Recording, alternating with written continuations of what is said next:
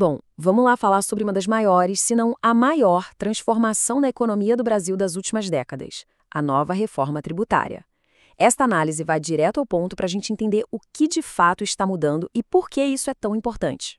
Por muitos e muitos anos, a experiência de pagar impostos no Brasil foi sinônimo de uma complexidade quase inacreditável. Não é à toa que ganhou esse apelido de manicômio tributário. Era um emaranhado de regras, leis e exceções que tornava quase impossível para as empresas e para o cidadão comum entender o que e por que estavam pagando. Então, para a gente conseguir entender a solução que a reforma propõe, primeiro a gente precisa caminhar um pouquinho por dentro do problema. E que problema? Um verdadeiro labirinto de impostos que se sobrepunham, gerando muita confusão e, claro, ineficiência. O sistema antigo era basicamente um quebra-cabeça de 5 peças principais. A gente tinha o IPI, federal, sobre produtos industrializados, o PIS e a COFINS, que são 2 contribuições federais, o ICMS, que era aquela grande dor de cabeça de cada estado, e o ISS, que era o imposto dos municípios sobre serviços. O problema, cada um tinha suas próprias regras. Isso criava um efeito cascata, sabe? Um imposto era cobrado em cima do outro, o que encarecia todo lá na ponta para quem consome. E aqui que entra a grande mudança de filosofia. A reforma colocou esse trecho direto na Constituição. Simplicidade, transparência, justiça tributária. Esse artigo agora funciona como uma bússola, um guia, para todas as mudanças que a gente vai ver a partir de agora. Pois é, o ponto central da reforma, o coração dela, é essa ideia de simplificação radical. A gente está saindo de um monte de impostos para apenas alguns. O grande objetivo é exatamente este: acabar com a sobreposição e com a confusão. E essa imagem aqui ilustra a mudança de um jeito perfeito. A gente sai daquele sistema confuso de cascata, onde se pagava imposto sobre imposto, para um modelo moderno, não cumulativo. Nele, o imposto é pago uma única vez lá no destino, ou seja, por quem está comprando o produto ou o serviço final. Fica tudo muito mais claro.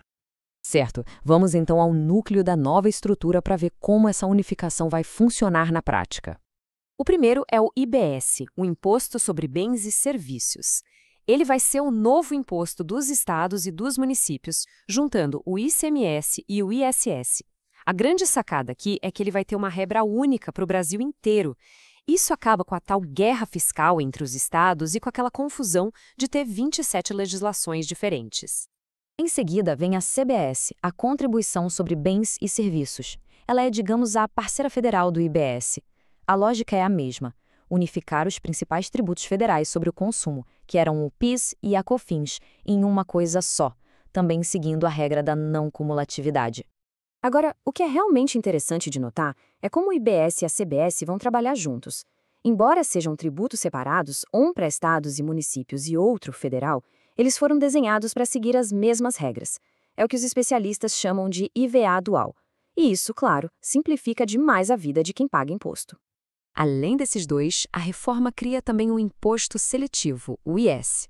Dá para pensar nele como um imposto do pecado, sabe? A ideia é bem direta: usar a tributação para desestimular o consumo de produtos que fazem mal à saúde ou ao meio ambiente, como cigarros e bebidas alcoólicas, por exemplo. Ok, mas uma mudança desse tamanho não acontece assim da noite para o dia. Por isso mesmo, a reforma estabeleceu um período de transição bem longo e gradual, para que todo mundo, governos, empresas e a sociedade possa se adaptar. Olhando o cronograma, a gente vê que tudo começa devagarinho, em 2026, com uma fase de teste. Em 2033, aí sim o sistema novo vai estar 100% em vigor. Mas olha aquele último número, 2077. Pois é, a parte mais delicada, que é a divisão do dinheiro arrecadado entre os estados e municípios, vai levar 50 anos.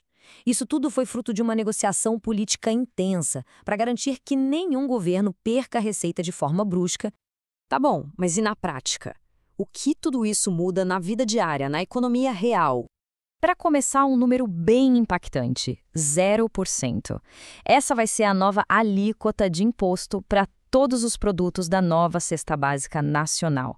O objetivo é bem claro: desonerar completamente os alimentos essenciais. A promessa da reforma é de benefícios para todo mundo através da simplicidade. Vai ficar mais fácil de enxergar o imposto embutido no preço das coisas, mas, além disso, tem um foco muito claro em criar um mecanismo de cashback para devolver parte do imposto pago pelas famílias de baixa renda em contas essenciais como luz e gás de cozinha.